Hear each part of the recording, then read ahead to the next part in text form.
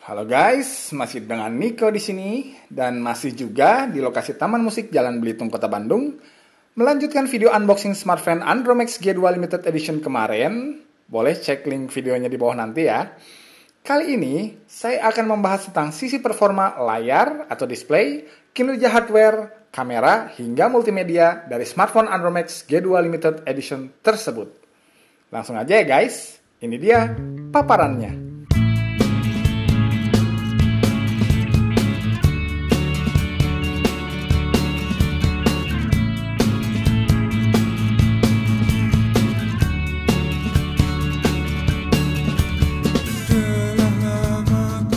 Displaynya tergolong lega buat ukuran HP 1 jutaan. Dan display seluas ini sementara hanya bisa ditemukan pada smartphone-smartphone brand lokal yang dengan lebih berani memampang display seluas 5 inch pada smartphone seharga 1 juta perak. Hal ini tentunya kabar baik bagi kita para konsumen karena mengingat faktanya bahwa panel display selalu merupakan komponen termahal dari sebuah produk smartphone. Luas layar 5 inch dengan resolusi Full Wide VGA yaitu 854 x 480 menghasilkan kerapatan layar di kisaran 195 pixel per inch. Kerapatan layar seperti ini kurang lebih sekelas dengan kerapatan layar LG G3 Stylus loh guys. Well, kalau dibilang kurang tajam, ya namanya orang pasti pengennya lebih aja sih. Tapi kalau mau fair, di level harga 1 jutaan, dikasih layar selebar 5 inch aja, udah bagus cuy. Di mata awam saya, tidak ada masalah dalam reproduksi dan rendering warna yang dihasilkan. Tampilannya cukup memuaskan indera penglihatan saya. Sensor auto brightness atau ambient light sensor yang bahkan absen di LG GT Stylus dan Galaxy Grand Prime sudah tersedia di Andromax G2 Limited Edition ini.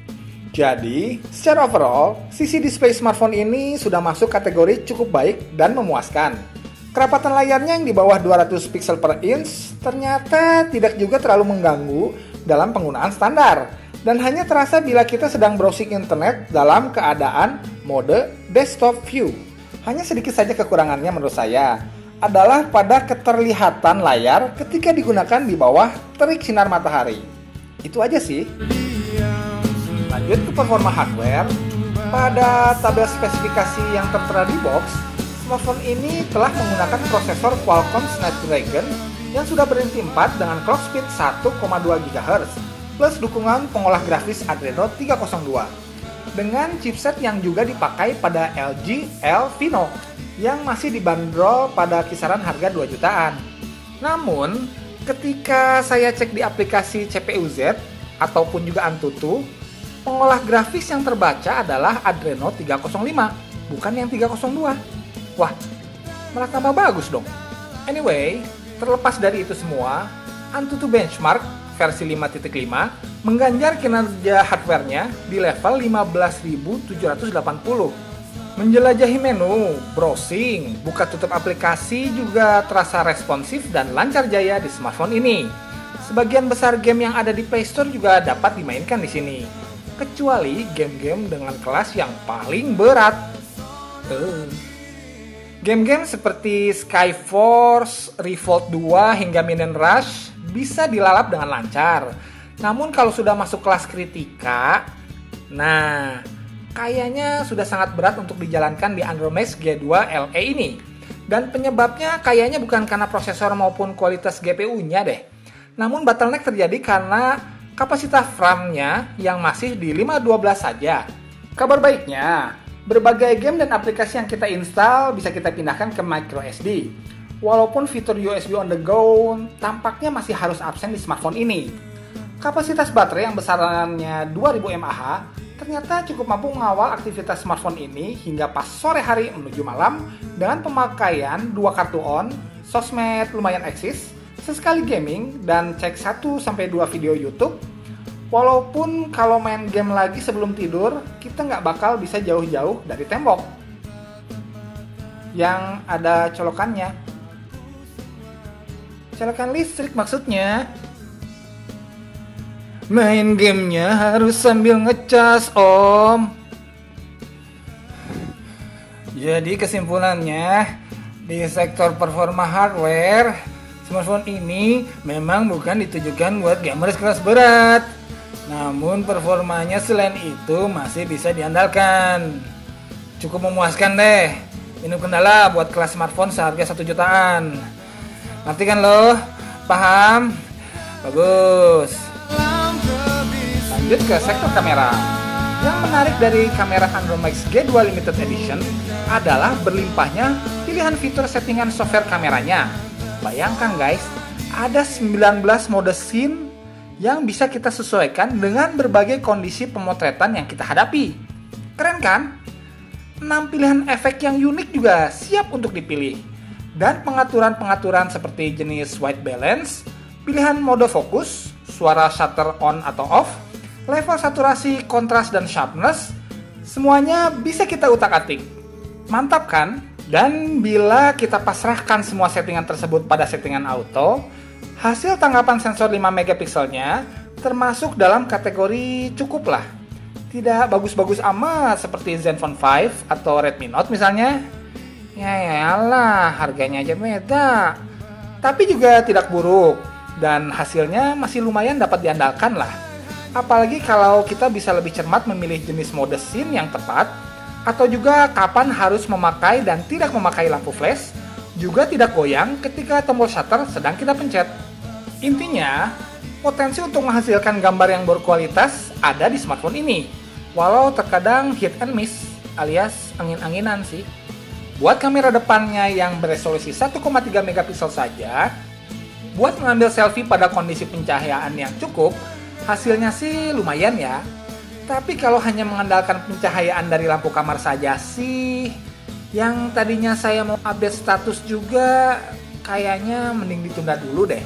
Sudut pandang kamera depan yang sempit juga mewajibkan penggunaan tongsis kalau kita mau moto, groovy, sama sobat-sobat HP. Speaker body yang ditanamkan masuk dalam kategori cukup.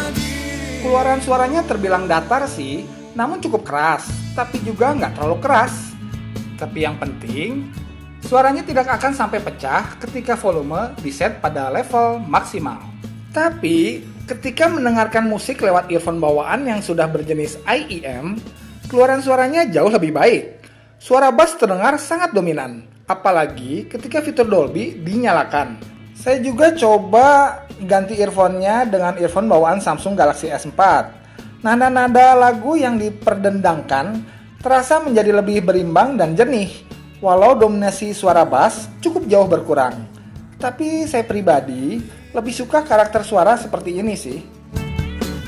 Oke, jadi kesimpulan yang bisa diambil adalah smartphone Andromax G2 Limited Edition ini akan sangat menarik untuk dipinang oleh kamu-kamu yang 1. Sinyal data smartphone-nya oke, baik di rumah maupun tempat aktivitas sehari-hari.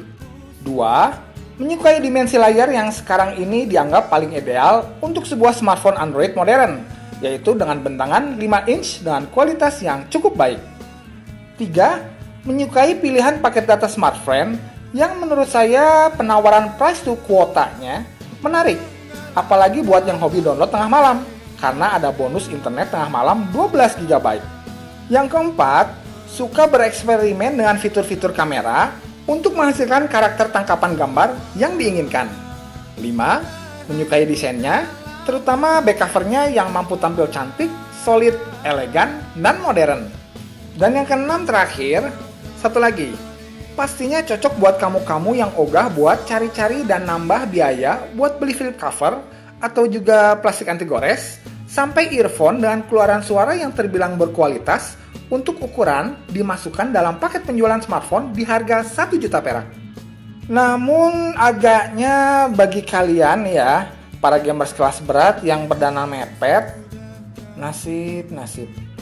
Atau juga hobi selfie dengan menggunakan kamera depan, agaknya Andromax G2 Limited Edition ini belum akan dapat memenuhi ekspektasi kalian. Tapi overall, di range harga 1 juta, akan sangat sulit mencari smartphone yang sudah berlayar 5 inch, berandroid KitKat, dengan kinerja hardware yang lumayan seperti Andromax G2 Limited Edition ini. Jadi, di kisaran harga 1 juta, Smartphone Honor Max G2 Limited Edition bisa menjadi salah satu yang saya rekomendasikan. Dengan catatan yang paling penting, sekali lagi, kualitas sinyal dan kecepatan data smartphone di tempat-tempat favorit kamu sudah oke.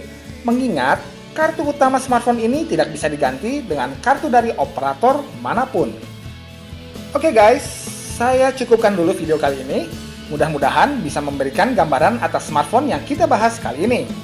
Mohon maaf sebesar-besarnya bila ada salah-salah kata maupun kata-kata salah yang dengan tidak sengaja bisa menyinggung kamu-kamu semua.